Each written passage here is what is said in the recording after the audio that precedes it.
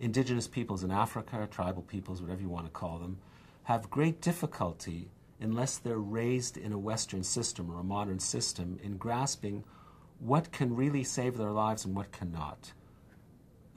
We know, for example, that one of the greatest challenges in AIDS education goes back to something a Peace Corps volunteer once said to me, saying, how can I do a health seminar for the women of the village if no one here believes in the germ theory of disease? Where am I supposed to start? Is trying to persuade people who are not conversant or accepting of the germ theory of disease that AIDS is going to kill them. Why should having sex with a beautiful woman or a handsome man kill me? We've been doing this for gazillions of years, otherwise I wouldn't have got here. That's a real tough one.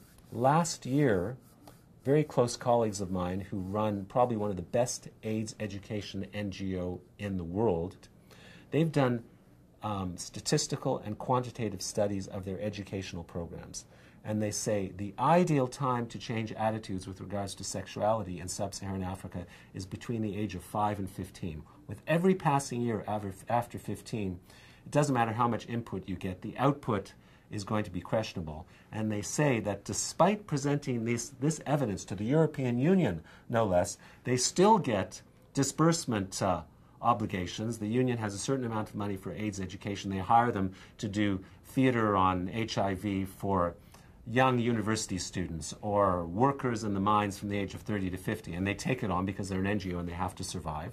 And they're not going to say no to these things, but they know that they're not going to work. But since development organizations, in a sense, replicate the society they come from, they're basically interested in quarterly, annual results at best, and 3-year projects, very much like big companies.